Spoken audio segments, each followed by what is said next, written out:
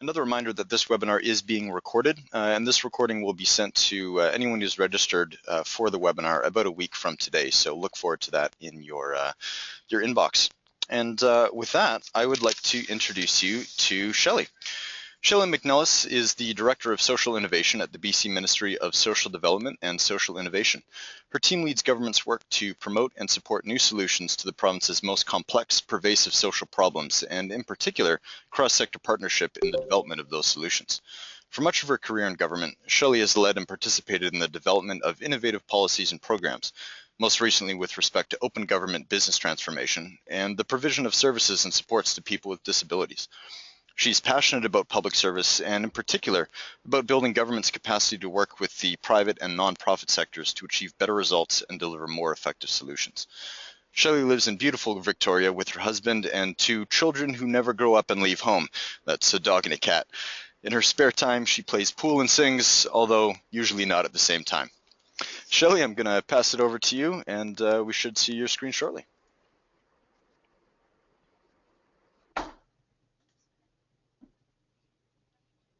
All right, am I up there? Take it away, Shelley. Excellent. All right, so because Kim is really the expert on social enterprise, I'm just going to take a few minutes to sort of go through what government's involvement in all of this stuff is and why. So there's the why question. Really, it's just because I think there's a growing recognition across organizations from all sectors that no organization by itself is going to be able to tackle these complex social problems, things like homelessness and addiction, and you can't write a piece of legislation to address that or create a program necessarily. But when you bring all of the resources and all of the expertise and all of the experience from the sectors together, that's when you're able to come up with some really innovative solutions.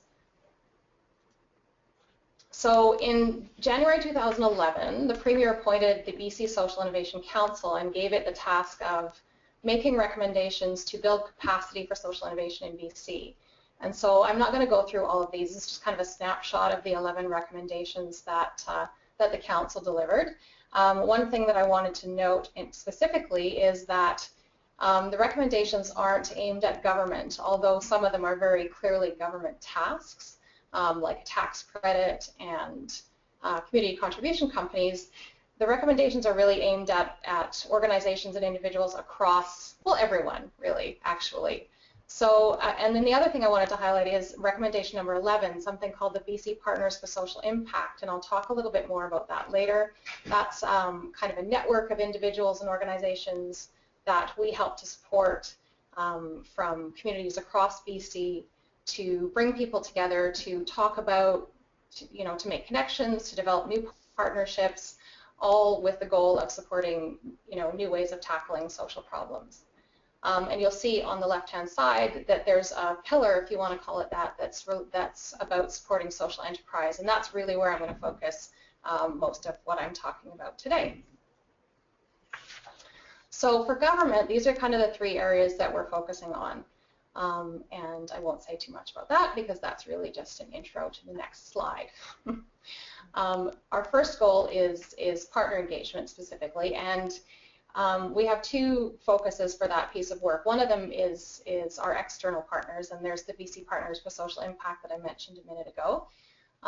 We're working hard to develop better connections with First Nations communities and First Nations innovators. There is a goal in our recommendation in the action plan related to that, but there's also a really long history of innovation within First Nations communities, and particularly with respect to social enterprise, a lot of entrepreneurship in First Nations communities has really been geared towards having a social impact and creating a benefit for the people that live in that community. The last 2, number 3 and 4, are very much related. One of the things we're doing a lot of work towards is to really showcase what is happening in BC. There are really amazing innovations in communities across the province, and those stories are not just inspirational, they can actually be really helpful when a group or an individual in another community is trying to think of a way to tackle the same problem. So we're trying to create space for those people to connect, as well as just a place to go and read about all the cool things that are happening in BC. At Hubcap, number 4, is actually a really big part of that. That's a website that we launched in September. It's an aggregation of content from all kinds of places about social innovation and about social enterprise, and it lets you create a profile on the site. You can connect with other people who are there through the site. There's information about events, and really just to put all of that information in one place, because one of the things that we heard a lot, we know things are happening, we know these events are taking place, there's no one place to go to find out about them. So that was our response to that concern. And this is Hubcap. You can see, oh, look who's down in the bottom left corner. This is every probably 2 or 3 months we feature a different collection, different types of information. May was Social Enterprise Month, so we just had a social enterprise collection to go along with that. And if you're interested in, if there's anyone on the webinar that's interested in being part of this, you can connect with me afterwards and I can help you get set up and all that stuff. But really, if you have a social innovation or a social enterprise and you want us to know about it, you want people to know about it, it'd be really fantastic to get more information up there. These are just an example of some of our external partners, and you can see there's a pretty broad cross-section of organizations. Big companies like TELUS, Van City, there are nonprofits, there are, just to sort of give a bit of an illustration of the scope and the scale of that partnership and the folks that we're working with. And of course, there's another piece of partner engagement that's internal for us, and really this is about working with our colleagues across government to make sure that they're aware of sort of what social innovation is. There's a lot of things that are already happening in government that aren't necessarily called social innovation, but to really sort of be aware of all of those things, what social innovation means, and how they can actually apply certain aspects of social innovation to the work that they do within government. Our second goal is related to social finance. So that's, to start with a definition, it's really how you manage money and doing that in such a way that you actually create a social impact as well as an economic one. So this is something that we're just sort of entering into now. And the first piece of that is to figure out this thing called impact investment, which is investors actually looking for opportunities to put their money in places where it does have a positive social impact in addition to a financial return. And we're just starting to pull together some people to sort of figure out what that looks like in BC, where it's happening, where it's not, what the infrastructure looks like that supports impact investment, where there might be gaps, and just trying to figure out what steps businesses, governments need to take to kind of promote that so that BC is able to tap into that impact investment market, which is pretty significant. And beyond that, to sort of tap more into the traditional investment market, because of course that's where the bulk of the funds are. And the second thing is to do some work to explore something called a social impact bond. And if you haven't heard of it before, it's actually not a bond, and it's sort of unfortunate that it was given that name. But really what it is a type of performance-based or outcome-based contract where government contracts either directly or indirectly with a service provider that has an innovative solution to a social problem.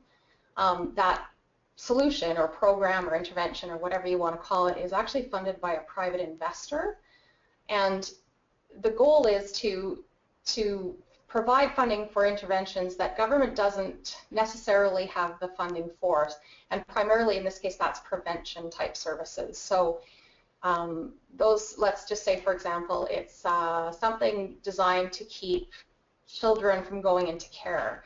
So the private investor funds this innovative program. If the innovative program achieves a certain performance standard, achieves, related to that outcome of keeping kids out of care, obviously that creates a savings for government.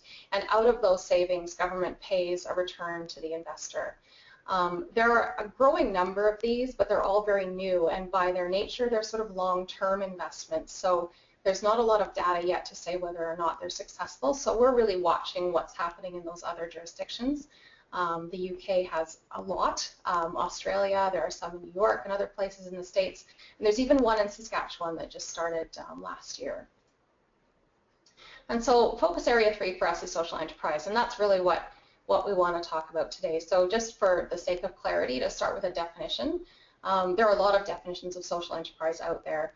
And we tend to stay pretty high level and just say for us, businesses that direct their profits or revenue toward a social, cultural, or environmental purpose are for us social enterprises. And so trying to support that sector to grow and thrive and to just be an even bigger contributor to communities and to the economy in BC. So our three sort of activity areas are first to make sure that the supports and services that are available to small and medium-sized businesses are accessible to social enterprises. So that's a bit of an ongoing task.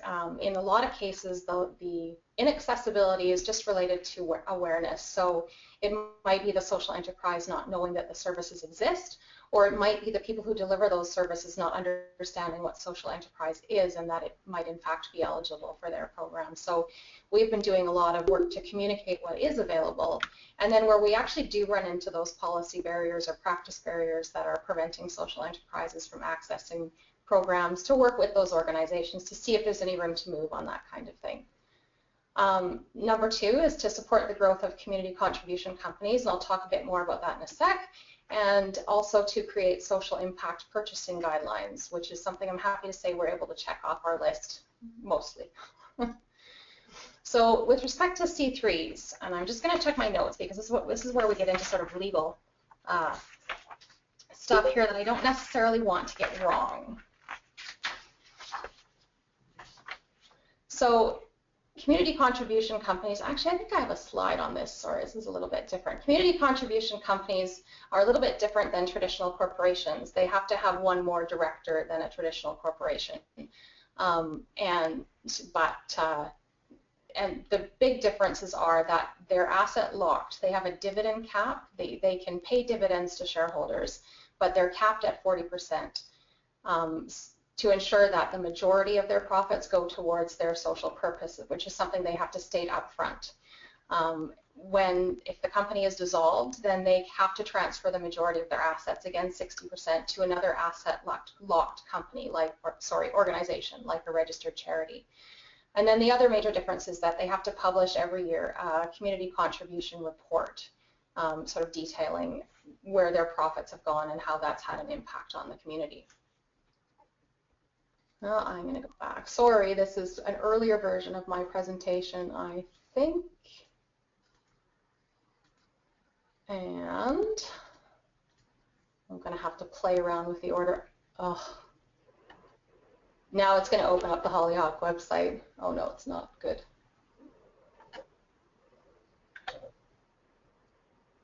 Oh, there it's going. Sorry about this, everybody. Go to the keyboard. Okay, so why community contribution companies? Really, it's to fill a gap. I mean, the easy response is that it was something that our partners and our stakeholders asked for, but really it was to fill a gap that existed between the private corporation and the nonprofit. So a private company can attract investment, but it really doesn't have a way, if they're concerned about a social purpose or a community benefit, they really don't have a way to reassure their customers and their investors that the money they spend there is going to go towards a social purpose, and not just now, but into the future. And then on the nonprofit side, they obviously have the social purpose part nailed down, but they don't have an ability to attract investment. So when it comes to growth and achieving sustainability, obviously that's a big impact for them. Apologies, I'm going to fiddle here again. All right, so this is my attempt to illustrate the continuum between those two sort of opposite ends, the private corporation and the nonprofit. So a private corporation, they're sometimes called social ventures if they operate primarily for a social benefit. And a really good example of that is Foodie in Vancouver. Foodie delivers really good food to your office for meetings from restaurants that don't ordinarily deliver, but they do it in an environmentally sustainable way. They use delivery partners like Shift Delivery that uses electric trikes. All of their stuff is compostable. So that's one example of a company working on that end of the spectrum. You go a little further along to the community contribution company. That's where you have an organization like World Housing, which is also in Vancouver. They have a buy one, give one model, but they apply it to housing. So if you buy a condo in one of their developments, they build a home for someone living in a developing country in basically a garbage dump. So the people that live around those garbage dumps and sort garbage in order to make money to survive, they provide them with housing. Cooperatives are a little further along, and I think we all probably understand what those are. What's really interesting about cooperatives is that while we're all familiar with the grocery co-ops and the gas co-ops, that model is starting to be applied in some really interesting ways, like car sharing. There's an organization that's working on an elder care co-op on Vancouver Island. And then we have, of course, the nonprofit society, or sometimes the enterprising nonprofits, which Kim is going to talk to us about. So a really good example of that, and one of my favorites, is the Pet Treat Bakery in Courtenay. They're operated by the Beaufort Association, and they employ people with developmental disabilities to make treats for dogs and cats. And I can tell you from experience that they are fantastic. I haven't tried them myself, but my dog definitely has. And so these are just some of the examples of those companies, a bit of duplication here, but MealShare is another really neat one. They partner with restaurants, and the restaurants offer a MealShare meal on their menu, and if you buy that meal, MealShare provides a meal to someone who needs one. And the Cleaning Solution is an organization that employs people who are dealing with mental illness to provide cleaning and janitorial services. I'm going to stop hitting my mouse because it's going to take me to those links. Social impact purchasing. So this is something that we're really excited about because it's something that we've actually been able to do internally to make ourselves a little bit more innovative.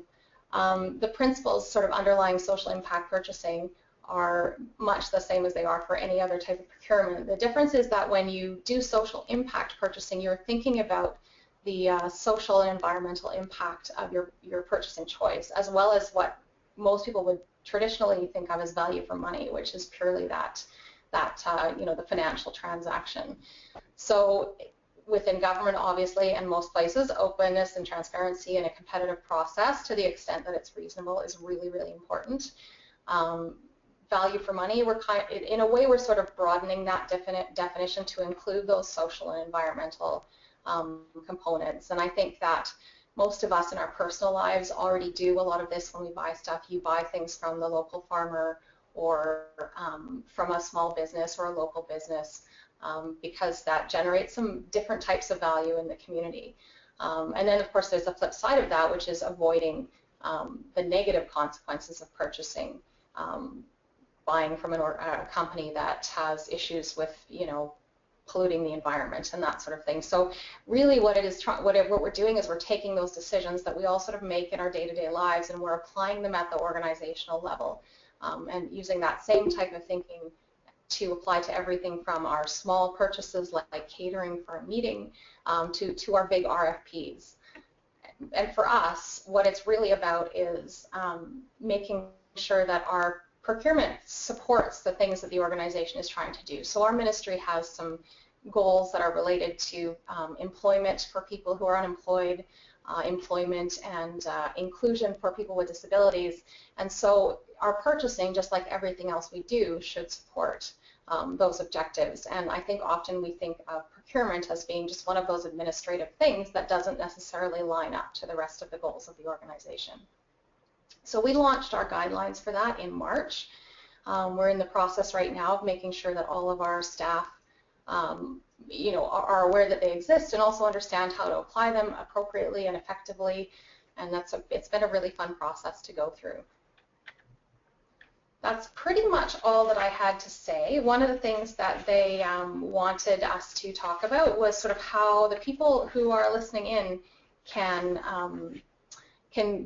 support social enterprise or can get involved in this sort of stuff. And I think the social impact purchasing is really the thing that I'd most like folks to think about, because within your own personal lives and of course the organizations that you work for, with respect to the goals and objectives that your organization has, what would it be like if all of your purchasing lined up to support those goals as well?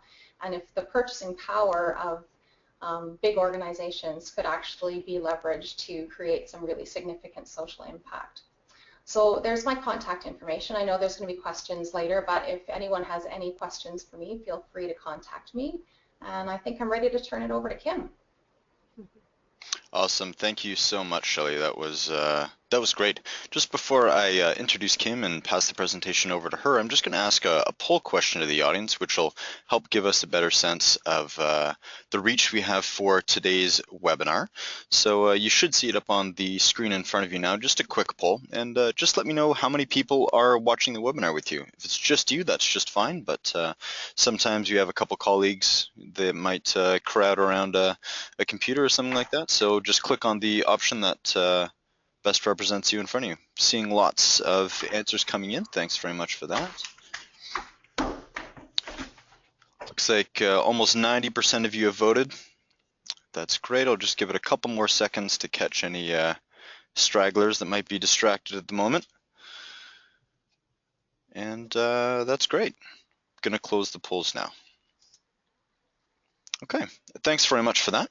And now I'm going to introduce Kim. Unfortunately, Kim isn't able to join us by webcam today, but Kim Bucksaw, prior to working at Enterprising Nonprofits, Kim spent many years putting her commerce degree from UVic to work while managing programs, projects, and workforce in the corporate offices of the telecommunications sector. With a desire to have a greater impact on the local and global communities around her, Kim left the corporate world years ago to pursue a Master's of International Relations in Mexico City. On completion of this graduate degree, Kim returned to her Lower Mainland home to apply her knowledge and expertise to local community development and nonprofit projects in various sectors through her current work at Enterprising Nonprofits. Kim, I'm going to switch the screen over to you. Great. I trust everyone can see that. There it is. So, thanks, Kim. Thank you. So again, thanks Shelley and Josh. That's been fantastic. So I'm just going to run through the introduction to social enterprise, which is part of a day-long workshop I travel around the province doing. So as Josh mentioned, EMP is a collaborative program that's housed and operated here in the Van City Community Foundation. And you can see it there. We have a couple other funding partners and delivery partners in terms of our activities around the province. There's obviously a whole handful more that aren't up there in terms of various post-secondary institutions that we work closely with and other corporate supporters that we have as well. EMP itself has been around for about 20 years, and I've been with the program coming up on 5 years. So while many of you may not actually be familiar with the program, we have been out there for a long time. And typically are in touch with about 500 nonprofit organizations around the province each year. So we have a pretty extensive distribution list and contact list, and a really good read on what's happening around the province in terms of nonprofit businesses, enterprising nonprofits, and social enterprise. So what is social enterprise? You already heard Shelley talk about it, and I think we all have the disclaimer now that there's lots of definitions out there and lots of uses of the terminology. And as Shelley said, certainly recognize that there's really broad and high-level understandings of social enterprise. And for us, and we certainly recognize that as well, when we're talking about social enterprise, simply because we're housed on the charity side and in the nonprofit side, for us, we are typically recognizing or speaking to or working directly with nonprofit businesses. So that's our definition, is that it's a nonprofit business owned or operated by a nonprofit. So obviously owned is often a more recognizable concept rather than operated, which is usually a program within the nonprofit that is generating a certain amount of revenue still through the sales of goods and services that ultimately contribute back to that program activity or the entire nonprofit itself that it's working within or working for. So again, the terms are varied. It's social. You might hear social impact businesses, you might hear social ventures, you might hear social enterprise, and ultimately we're all talking about the same thing, and we're all kind of tired of talking about it, so we're just wanting to get on with it. So just a quick slide up there to show you the different kinds of impact businesses that fall under social enterprise or social ventures or however we distinguish them, all having, as Shelley mentioned, that component back into the community, addressing community needs and challenges, in various forms, whether it's through local businesses, women's businesses, Aboriginal businesses, co-ops, et cetera, et cetera. So many on the for-profit, many on the nonprofit, all doing good stuff and needing to do that good stuff through revenue generation. So for us, it really is a verb. It's not a thing. When nonprofits are social enterprising or enterprising nonprofits, that's just it. It's a tool or a means to an end, to the ultimate goal of their social component, what it is that they're ultimately trying to achieve. So we do say it's a verb, although we do talk about it like it's a specific model. There's obviously a number of business models within that it's really just a tool in the toolkit. And in terms of business models, they exist in every sector you can think of. So if you can think of a certain area, I could probably give you an example of a nonprofit business that exists in that same sector. You can see from this slide that many of the activities, especially when we're talking about employment-based, are often in low-skill entry type businesses where there's a lot of space for those nonprofits to play in the market, a lot of room, whether it's something like landscaping, manufacturing, recycling, that sort of thing. Of course, we're also familiar with retail. When people hear that I'm a social enterprise and they give me the glazed over look, many of my friends and family still don't know what I do, except that I do that thrift store stuff, right? So that's probably the model that most people are familiar with, although a very, very historic model that still works today, of course, but we're definitely looking at more innovative models these days. As Shelley mentioned, we're seeing more in the terms of car shares. Recreation, of course, has been around forever. Food security is a big one, so seeing not just farmers markets, but other ways of getting supply to buyers. And one of the newer ones, again, that Shelley mentioned on was healthcare. So again, recognizing that we need more inclusive communities and not everyone has access to various components of healthcare, whether it's dental or medical, and nonprofits are stepping in to fill that gap. And again, why are nonprofits doing it? It's usually because they've recognized a need in the community, and ultimately that need goes back to community inclusion and ensuring that everyone has access to the full components of a healthy community, which are environmental components, social components, food, healthcare. You could see on here again looking at specific community inclusion for targeted demographics such as youth or seniors or individuals with disabilities or facing mental health issues. Ultimately ensuring that they have access to education, access to employment, access to the arts and culture, and of course healthcare and good food and nutrition. And ultimately, as you can see down in that corner, and as Josh mentioned right off the top, there is absolutely an economic component to it.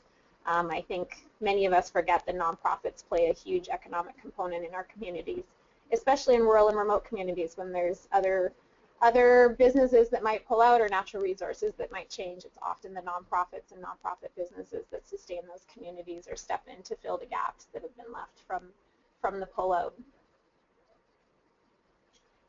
In any case, when we're talking about social enterprise, and I think this is probably applicable whether you're on the for-profit or the nonprofit side of it, is it's really about talking about a blended value. And Shelley talked a little bit about value for money, or what we're hearing as best value in procurement. And so for any social enterprise or business with a social component, you really need to be talking about both your social returns or your social impacts as well as your financial returns and your financial impacts. Ultimately, it depends on who your audience is and what your goals are.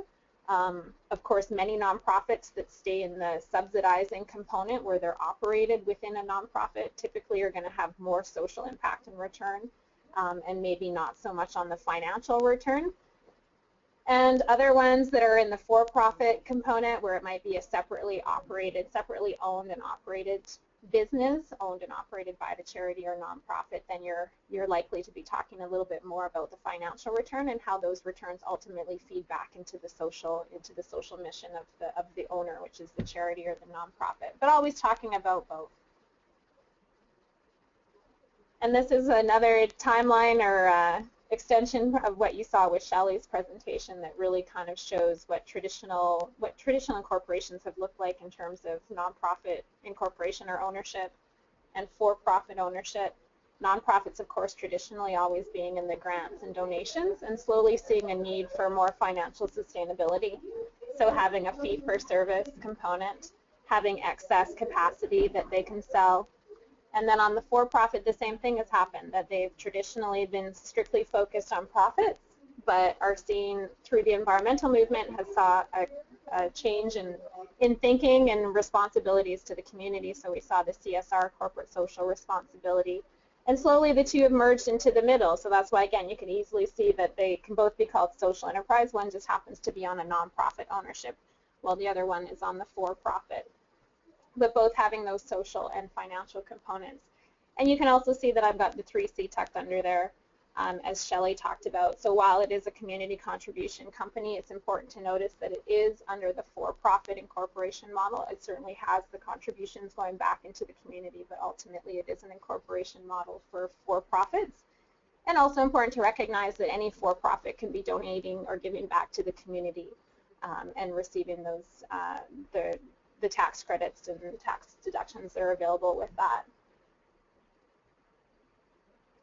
And so just to clarify, and again, like I said, this is a workshop that, part of a workshop that I provide in a day-long situation to nonprofits, so this is a highly condensed version, but often important to clarify some of the terminology that a lot of the time nonprofits think they're charities, whereas unfortunately not all nonprofits are charities. All charities are nonprofits, but nonprofits do not necessarily have charitable status unless they've sought that out from the federal government. So really two different governments you're traditionally dealing with, nonprofits at the provincial level, although could be at federal, and then charitable status at federal level.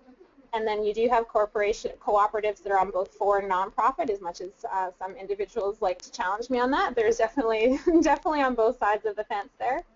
And then nonprofits or charities, same as you or I or an investor, could be a sole proprietor. We could be in partnership in terms of owning a for-profit or a 3C. Again, as you can see, it's tucked in under there. If we zoomed into the nonprofit model, and I touched on this a little bit, but this is more of a social enterprise continuum for us, kind of the spectrum of social enterprise. Beyond gifts and donations, you would start seeing fee-for-service, which is definitely making a nonprofit enterprising. Maybe not so much into the full-blown social enterprise, but definitely enterprising and entrepreneurial.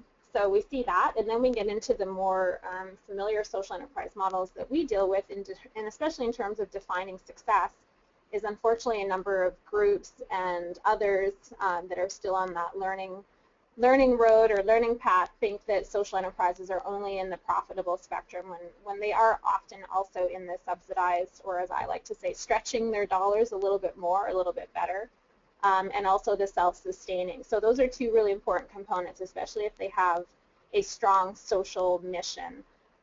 It's hard to expect that that's operated within the nonprofit that it would get to a profitable status. So in terms of subsidized, they may still need some portion of their costs covered by their parent organization.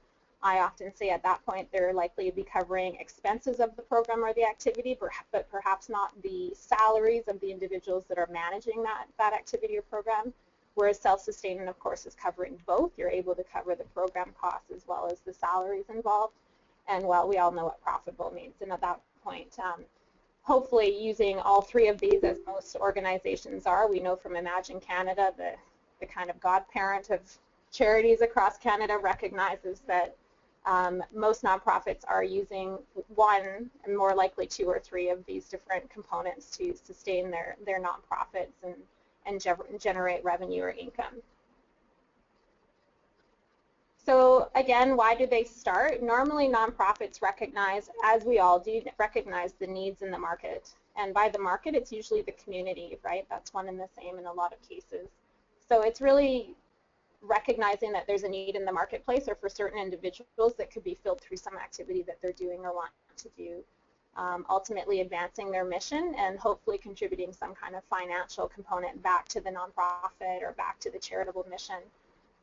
Social enterprises need to know about all three of these, but the hardest decision that comes out of these three little options is which one is the priority, and that's how we see really strong, good social enterprises, is when they know their blended value. So again, we're back to that first one of the first slides there, blended value, money, market, and mission.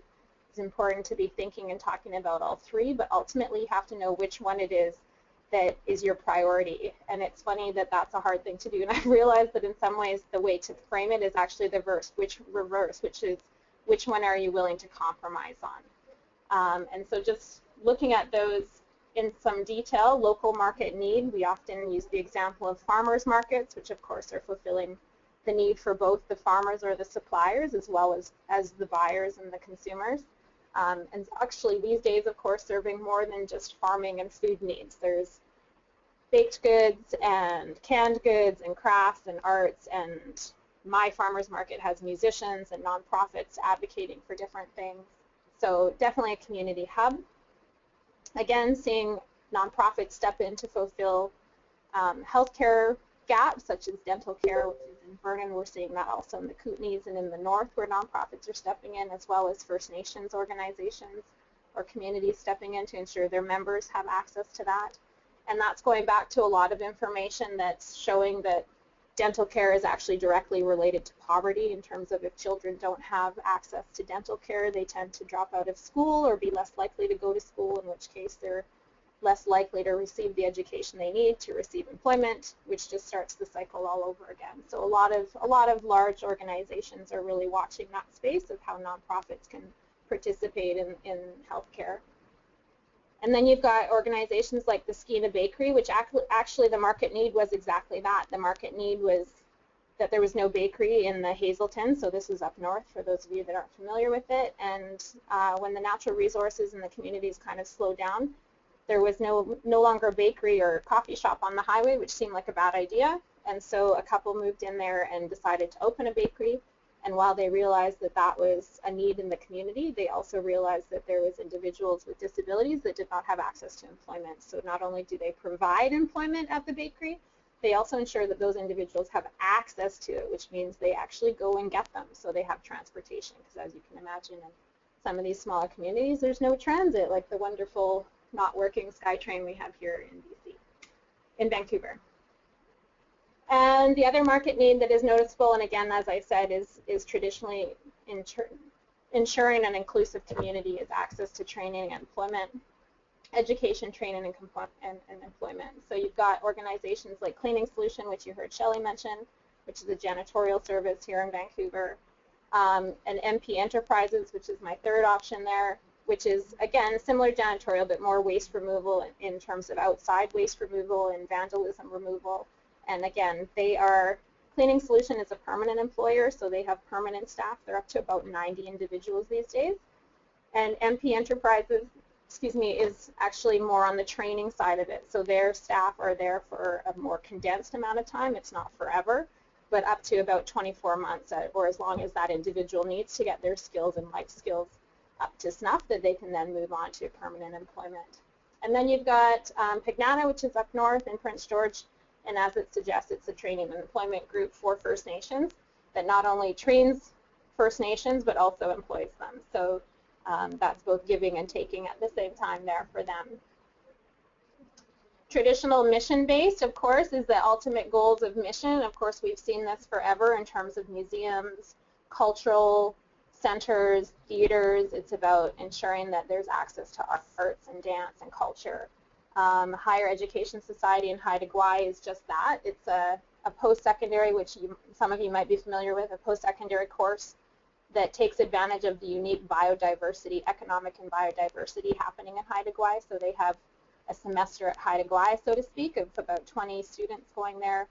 It's accredited through UBC and UVic, and it's replicable. That's the amazing thing with some of the spaces that we have in BC and across Canada, these small, rural, remote communities. They still have something to offer that nobody else does, so why not look at ecotourism and figure out how to use that in terms of having dollars come into the community to support the members of the community that live there year-round all the time. And then other ones are like Vancouver Aquarium, Science World. All of these other ones have different components of pursuing that mission in terms of environmental or cultural, having access to that. Lastly, of course, and the one that like I said, gains a lot of attention is how are social enterprises being profitable. And I've only got 3 up here, but there are definitely a lot of options. And it's important, I think, to understand that a lot of nonprofit businesses still scale in terms of having larger and larger and larger and larger impact, but at the end of the day, they're still a nonprofit, so they still come to 0 at the end. So they might start with employing 3 people and then going up to 10 people and then going up to 100 people, and all you're going to see is 0 on the balance sheets. but ultimately their impact and their budgets are going up. So these ones are actually pursuing money. These folks get to actually say, we're all about the dollars, trying to get as much dollars from the marketplace as possible to go back into the nonprofit or charitable mission.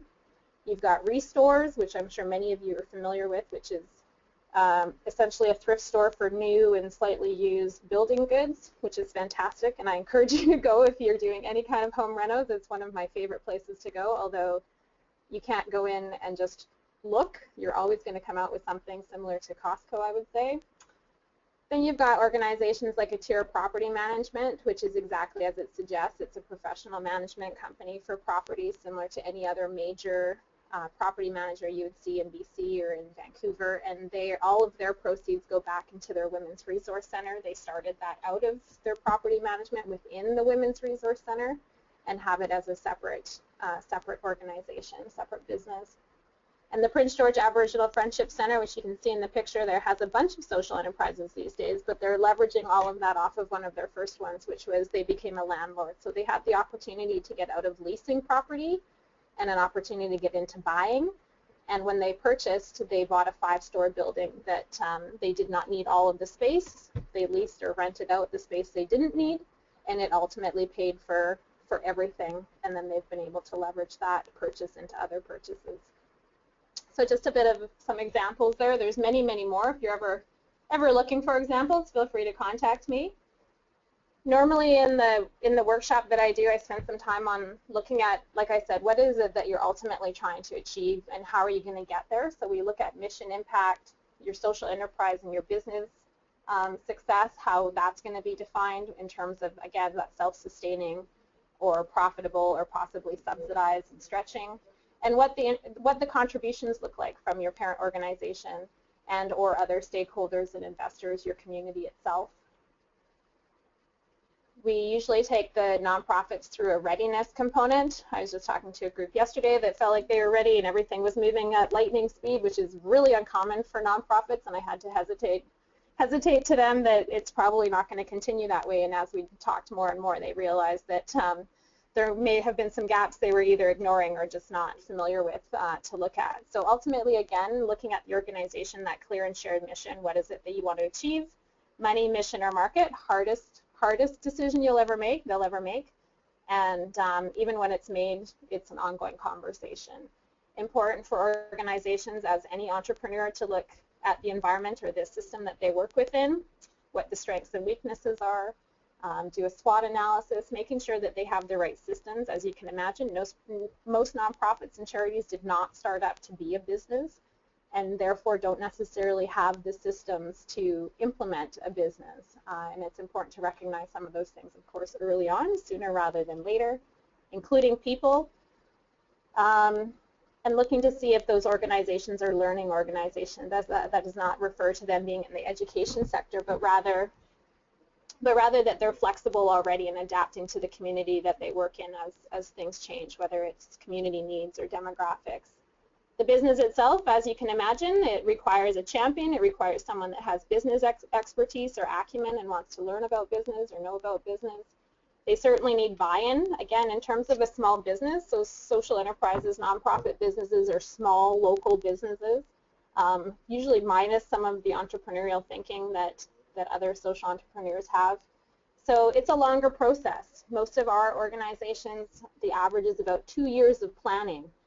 So it's quite literally double what probably most entrepreneurs spend in terms of thinking about their business. And again, looking at small businesses start up at 3 to 5 years of profitable or achieving the goals that were intended. For social enterprise, you're usually looking at 5 to 7 years. So important for supporters and economic development agencies and intermediaries to recognize that. Capital plan, of course, is expensive for launch, human and other resources. So again, these groups are always looking for where they can access money, and we're trying to encourage them to not only be looking at free money, of course, to be finding other sources. They don't usually always think about, again, the marketplace, and I always use the example that entrepreneurs are usually living and breathing their business idea, talking to people about it, Googling it, looking it up, looking at their competitors, figuring out how they can enter the marketplace. And nonprofit practitioners just don't have that time. let alone capacity to be giving it that much thought process. So we go through an extensive conversation and evaluation of ideas and thinking about what might seem like common sense to other business folk. In terms of structure, this is a popular question, of course, that I get, and you've heard me touch on it already, that most nonprofits are asking how they should be structured, what do they have to be, what can they be, and it's important just to know that there's various options available. It really ultimately depends on where the money is coming from, where the money is going to go, and what it is that you're ultimately trying to achieve. So that's usually my pushback. It's the same pushback that you'll get if you were to talk to our lawyers who specialize in this, that it's really thinking about those three things. I would say traditionally many nonprofit businesses start in the first category there. You can see this triangle with the one, and it could just as easily be three little triangles in there. That it's, like I said, it's happening out of something that they're already doing that turns into fee-for-service that might then turn into a full-blown business with a business manager and certain resources dedicated to maintaining that. There's single purpose. The next one there is a triangle on top of a triangle. And that one is essentially things that you see for associations or festivals where you've always known that you had to bring in dollars in order to do what you do. So that there's always that one. And then this is the owned option, where again a charity or nonprofit could own a separate entity. It's, as you can see, it's arm's length, or it's connected but not connected. It has to have, of course, two separate sets of books, two separate sets of control, and have different ownership, or has the ownership of the nonprofit or the charity, but again can't have the same board, can't have the same financials. It could certainly be an option for partnerships, and this is essentially moving down the line similar to the 3C, that for-profit or charity could own a 3C. So is it legal? Another big question we get. Yes, it is. And that's again why I put up that slide earlier, that again it's important to recognize that charities are of course more heavily regulated because of the charitable status than nonprofits. So they are more restricted in terms of activities, business activities. It would have to be a related business, otherwise it has to go back to this previous structure. If it's business related, or if it's related business, then it could be held within to a certain point until it's making money. And if you're making money, it's important for charities to understand that you do have to pay taxes. You can't use this as a tax shelter. You can't use this as a tax shelter for a business. So it is legal, but always important to talk to us and talk to a legal professional about what the options are, what the definitions are. Important for all of you and nonprofits to understand again that, as Shelley was mentioning, more and more services and dollars are available to nonprofit businesses. So this slide is just touching on that not only traditional donations and grants, there's an increase in sponsorship available. Equity, of course, for that last option where you can share ownership. Debt is one that we're really trying to push with nonprofits to wrap their heads around, that mortgages and credit lines of credit are not a bad thing. It's important just to know how to use them properly, but this is another gap that in knowledge and education that nonprofits face. You've got patient capital, which is our favorite kind of nice capital that don't ask for their dollars back for a long time. As I said, it's definitely a longer road for nonprofit businesses than other small businesses.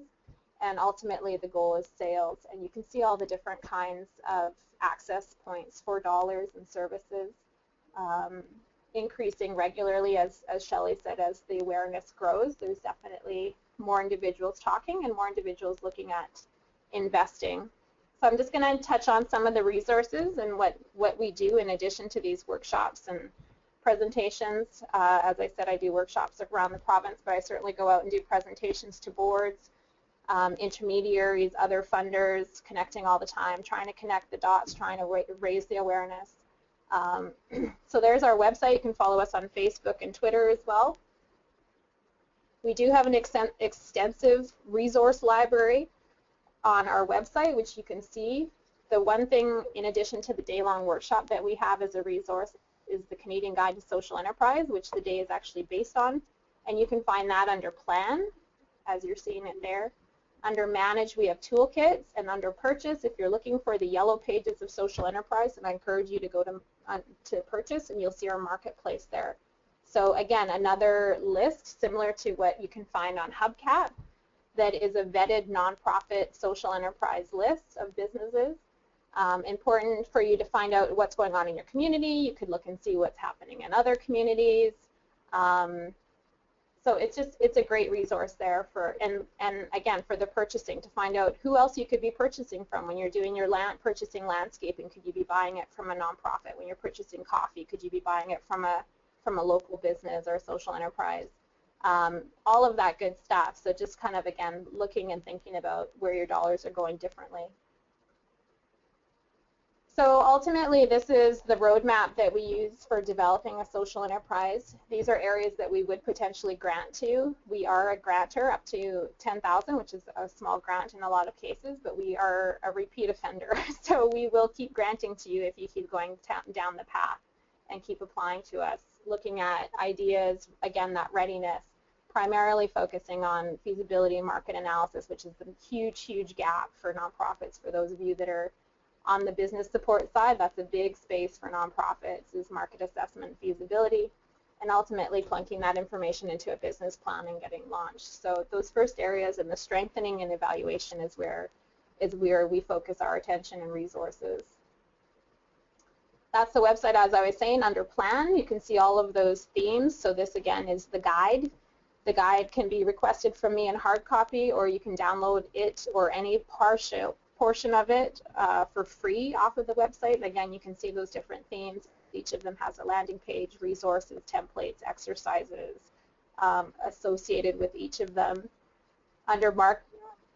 Under manage, again, toolkits. This is one of the toolkits that the provincial government was wonderful enough to fund us, and they have we brought an advisory committee together to identify some of the gaps in business skills that nonprofits are having. So this is what came out of that. Again, each of these has a slide, has a presentation tools and templates for nonprofits to use. Really good whether you're a nonprofit or not, and really good whether you're going into social enterprise and business or not. The other toolkit we just completed was an employment toolkit, which is, again, referring to inclusive employment, ensuring that all individuals have access to employment, and these are some of the themes that came out of that advisory committee and research and report that looked across Canada, but primarily at BC. Again, you can find those under Manage. We also have the resource library. You can simply be searching for our resources online if you want it to be, under keywords. And again, under Purchase, you can see that there's more for social enterprises in terms of a yellow pages of what's happening and who's out there. And you can add them yourself. If you have social enterprises that you know of that are not on the list, then I encourage you to add those. There it is there.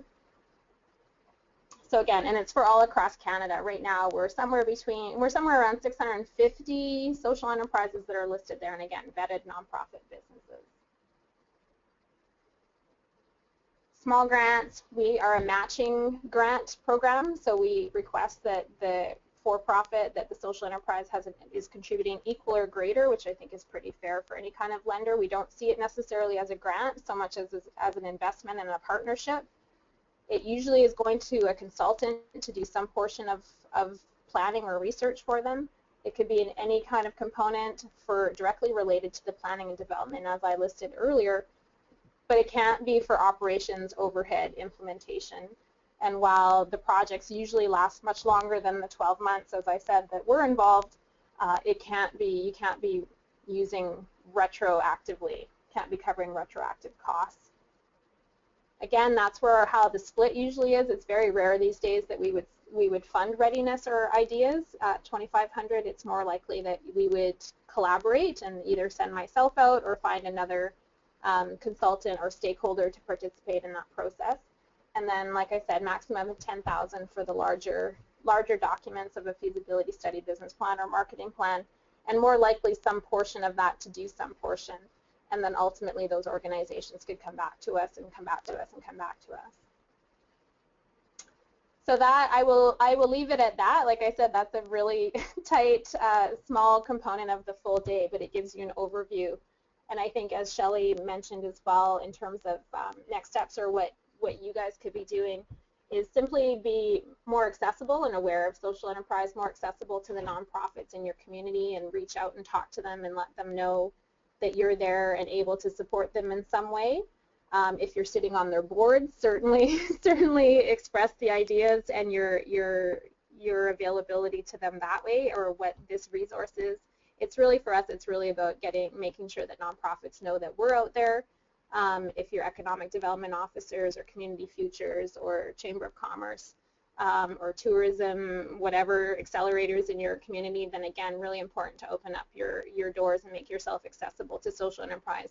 And even if you are, make sure that they know it. That was the big issue that we saw in the past, is that a lot of services were available to social enterprise. They weren't not available to social enterprise, but because they weren't actively saying it, social enterprises, nonprofits felt like they could not access it. So again, it's a funny conversation sometimes that about services and whether or not you're available, or how to get through some of those terminology challenges. But certainly if, like I said, if there's intermediaries on the line on the webinar, then I encourage you to find out who your organizations are, know that there's resources for nonprofits, know that they're contributing economically to your communities, and that they need to be well supported, and that they can use your help. Even what you think is common sense would be helpful to them. Awesome. Thank you so much, Kim, for filling out the second half of that webinar. There's certainly a lot of information to cover in there, and I can see why it's, more you're usually developed in a one-day session. So thanks for condensing it down to those bite-sized pieces for us today in the short time that we had. So we're now at the end of the content for our webinar, and we'll be launching into a Q&A. So as I mentioned before, you'll find that Q&A box on the toolbar for GoToWebinar. So feel free to type in your question there. I'll receive them, and then I can read them out line for our two presenters, Shelley and Kim, to answer as best they can. Just while I'm waiting for some questions to come in, I'll kick off with a question of my own. And this is probably either for Shelley or Kim to answer, whatever you think is best.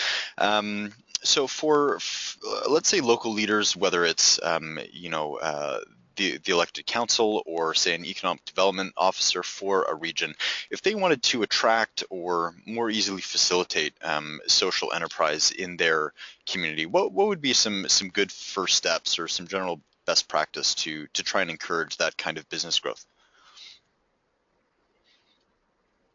Networking, opening the door, having a roundtable, creating the conversation. It's Kim, by the way. Thank you for that that concise answer. Shelley, do you have anything to add to that? Sure, and I guess I can turn my webcam back on now that I'm not eating my lunch anymore.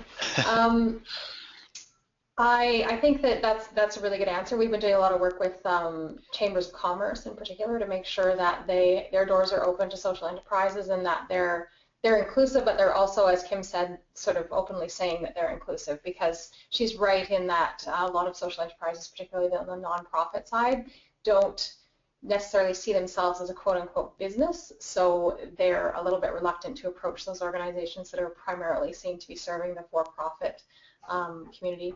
I don't know if there are, for example, bylaw issues that would stand in the way of social enterprise. That's something I'm not necessarily familiar with, but folks out there might know better than I, whether there are some things in the way that maybe could be addressed or removed.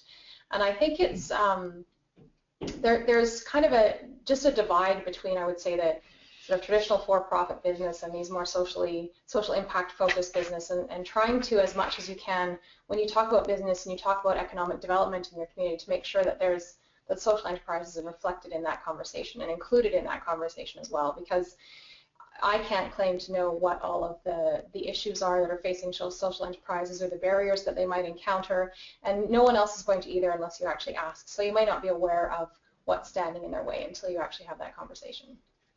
Awesome, thank you. Another question here from Andrea. Andrea asks, I want to start a glass recycling business in Mackenzie, BC, and we want to make it a not-for-profit, but we also want to make a resaleable product from the glass we collect.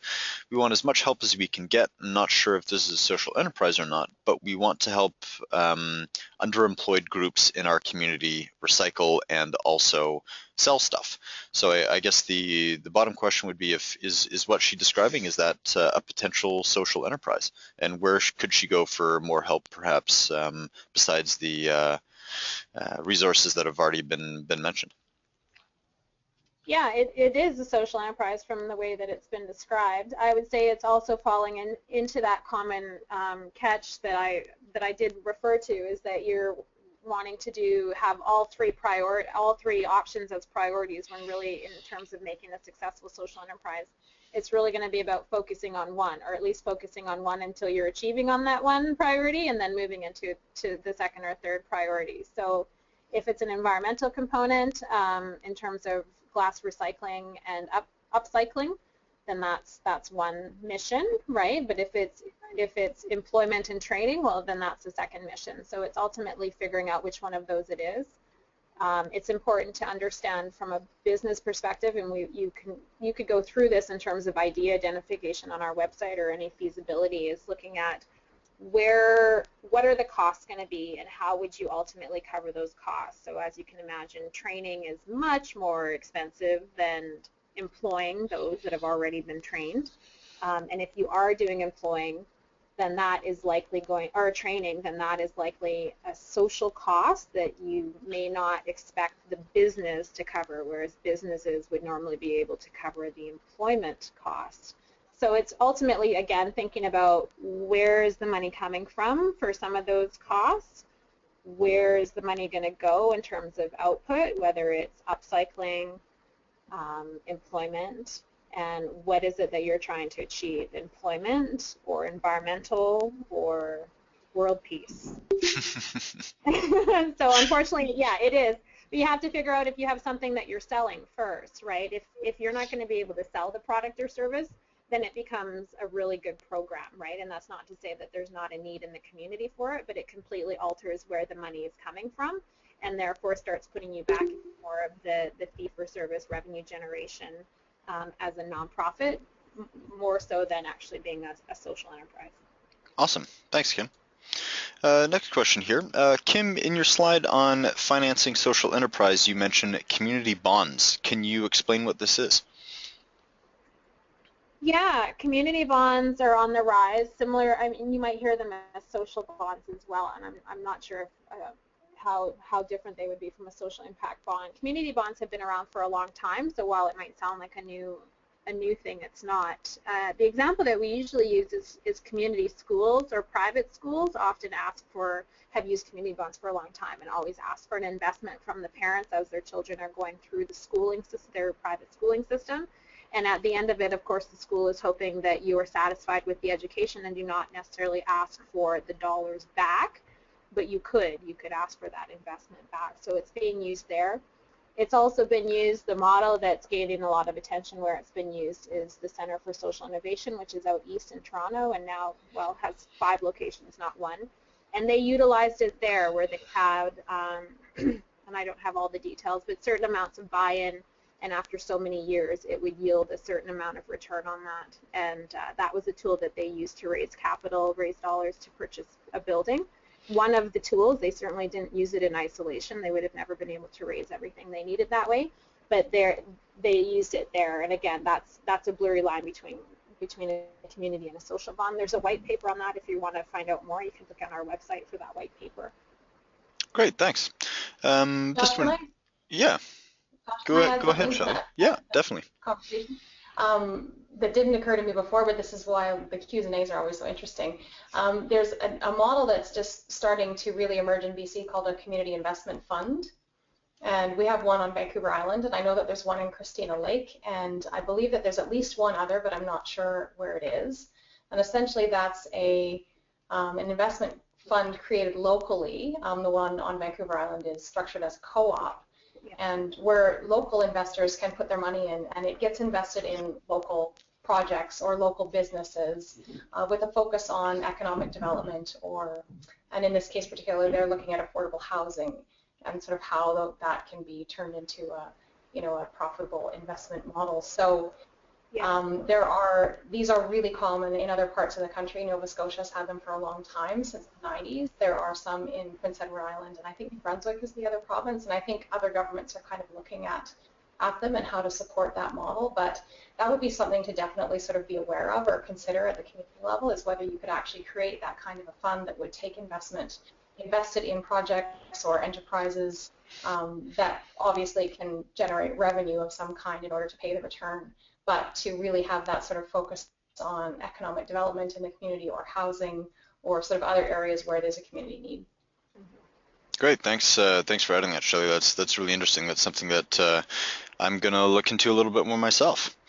Next question here from Stacy. Can business owners that are not NPOs use these grant resources? I'm assuming she's referring to Kim ENP's resources. Yeah, unfortunately, certainly you can access the website and all of the information that's on there, but in terms of grants, no, grants are specific to nonprofit, charitable and nonprofit organizations. Having said that, there are a number of options in terms of resources and low-cost dollars that are available to small businesses, but free money is harder to come by for profit businesses. Great, thanks. So this one's probably for Shelley. A question from Sandra. Group purchasing contracts present an enormous barrier for small and medium enterprises and social enterprises to access government contracts. What is being done in BC to improve access to government markets? A comment, BC government needs to fund the work of intermediaries if the BC government wants to narrow the gap and encourage more enterprising nonprofits. Sure. And hi, Sandra. So I think that that's a really good point, and that's something that now that we've got our guidelines out the door that we're really we're trying to grapple with. We have obviously reflected in those guidelines the idea of not dismantling, but in some way deconstructing some of those big purchase contracts to make them more accessible to smaller businesses, smaller organizations. We sort of talk a lot about, partnership, and maybe as sort of our social impact purchasing, we could ask them questions about or have criteria around whether or not, if they're a big organization, do they involve smaller organizations, local organizations in their supply chain in some way? So it doesn't necessarily have to be that they have to pull a big contract, apart into a dozen little pieces, because obviously there's a reason why, for efficiency's sake, we do those big contracts, but there's other ways to kind of come at that don't mean you have to, go through. You have to issue like 12, or you have to do through 12 RFP processes to try to come up with 12 different contractors to do things in different places across the province. So it's something that we're really starting to talk about now. It is obviously there is a bit of a tension there between that desire for efficiency and being able to procure things in the easiest possible way, because obviously the cost to doing it in the less easy way. But it's definitely something that we're aware of and something that we're talking to folks about. Awesome. Thanks, Shelley. Question here from Colleen. Our chamber is offering our first social enterprise award as part of our Business Awards of Excellence, which is awesome. The only example we have seen of the award description is from the Winnipeg Chamber. Do you have any suggestions for us in developing our award criteria? Now, I'd probably suggest, Colleen, that you get in touch with either Shelley or Kim offline for that, because I'm sure it's probably a pretty detailed answer, but perhaps Shelley or Kim, you want to give just a quick point or two on that? Yeah, Colleen, I'd love to talk to you. I didn't catch what chamber you're from. I think there's a couple other events and similar processes going on that you could probably use some of the information that the rest of us are using for quantifying or evaluating those. But yeah, Colleen, I'd suggest you get in touch with Kim offline on that one. Question here from Lenny. Is it possible for a nonprofit group to create a separate enterprise such as a co-op and write into the rules that the nonprofit board has 2 seats on the co-op's board of directors? Bit of a technical question there. Yeah, that's starting to get a little bit into the regulations that I'm not sure of, but my inclination is yes. You probably want more feedback than that. My questions around that would ultimately go back to why. It actually poses more questions than why is the nonprofit can't really be owning it. I mean, that's not the point of a cooperative. Why are you seeing the need for the 2 chairs? So I would have some other questions, but I think, and this is what I always say to organizations when they say, can this be done? Can this be done? The answer is yes. Fortunately and unfortunately, you have the whole plethora of options available to you in terms of being creative in how you structure that you achieve all of the missions and goals that you're wanting to achieve ultimately, whether it's for now or tomorrow or in the future. And there's out of those, again, there's a lot of options in terms of control. So how you or your board or your organization are wanting to control those various aspects. Again, there's a plethora of options in terms of being creative. It's obviously important to know some of the regulations, so you always want to keep that in mind, but it's ultimately important to know that really anything can be done. It's just a matter of knowing all of the moving pieces and how they work together. Awesome, thank you. Question here from Angela. When a not-for-profit runs a for-profit social enterprise, are there ever or often complaints or objections from competing strictly for-profit businesses? In other words, are social enterprise seen as having an unfair advantage? This is a question coming from a small town that may not apply in the city. Yes. The answer there is yes. It's a common concern, and rightfully so. I mean, ultimately, the nonprofit business is a small business, right? So you're absolutely competing on that scale and possibly shifting sales and market. And in a small town, it's a little bit harder to for me to say, pull up your pull up your boots and for the for-profits to be stronger, but it's absolutely there. But I think, again, it's important to recognize a few things, that it's not an unfair advantage. It's often a level playing field advantage. So everyone has competitive advantages. Every organization or business has benefits and attributes and features of their product or service that they should be focusing on. So in that sense, but I also think it goes back to some of what was being said earlier, and going back to terminology of for-profit, small profit, social business, local business, and not seeing everyone as competitors. I mean, obviously there's a component of competition, but ultimately it's really figuring out how to collaborate and work together. We always hear when one thrift store opens and another one moves in down the street that they're upset that they moved in, and then all of a sudden you've got Thrift Store Alley or Antique Alley or whatever it is. So I think I think that's not going to apply obviously to all cases, but I think it's looking at your marketplace. It's also going back to your marketplace. If there's two of you, if you are competing with somebody else in your local small community, is there a need for two of you? And that might ultimately be telling you that this isn't the right business for you to go into. Awesome, thanks, Kim. Just a quick bit of feedback here from Andrea. Thank you for your excellent feedback. I'm excited about the opportunity to employ underrepresented groups in our community to work in glass recycling and create a value-added product. Also, I've been thinking a lot lately about the Investors Fund for Affordable Housing, as this is an issue in Mackenzie. Very excited, and I'm looking forward to networking with the community to bring this to a reality. Thank you, and namaste. Thanks, Andrea. Question here from Morag, hope I'm pronouncing your name right there. Can an existing business be restructured as a 3C or social enterprise through a local economic development society? My answer would be yes, until you threw in the last part. Okay. You could certainly restructure a for-profit to a 3C. There's some hoops, obviously, you would have to go through. That's easier than converting a charitable business into a for-profit or vice versa, for-profit into a non-profit business. So I'm thrown off by the last part of the society. Again, I think, unless you mean can the society and the for-profit go in together and create the 3C, in which case I would say yes. That or perhaps just assistance on the process, perhaps. Yeah, I haven't.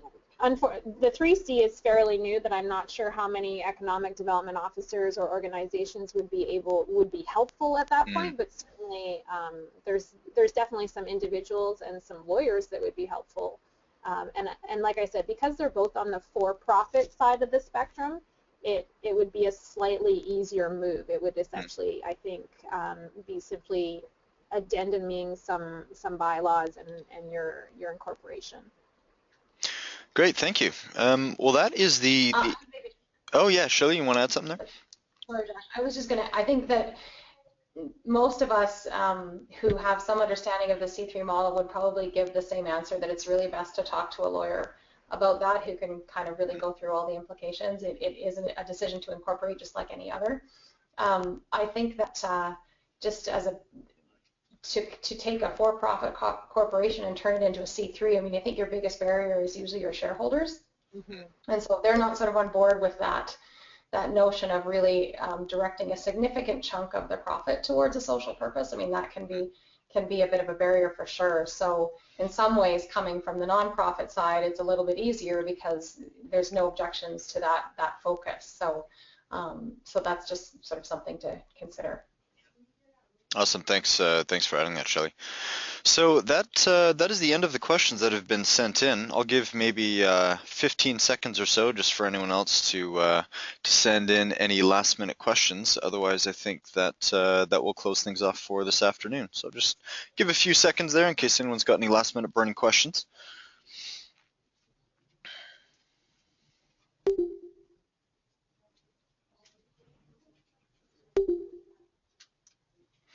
And seeing none, I think we will close it off there for today. Thank you, everyone, for coming in to join us this afternoon and hear from Shelley and Kim. And, of course, a huge thank you to Kim and Shelley for coming on and sharing their expertise. I know I've certainly learned a lot in what is a phenomenal amount of information to cover in what is relatively a short amount of time. But if you do have any more questions on social enterprise or enterprising nonprofits, I do encourage you to get in touch with Shelley or Kim offline. If you can't find their contact info, feel free to email economic.development@gov.bc.ca, and I can certainly redirect any correspondence that you might have. So thanks again, everyone. We've got a thank you coming in from Sandra. Thanks, Kim and Shelley. See you soon. And also from Shirley. Thank you all. Very informative. So thanks a lot, everyone, and we'll talk to you soon. Cheers. Thanks very much. Thank you.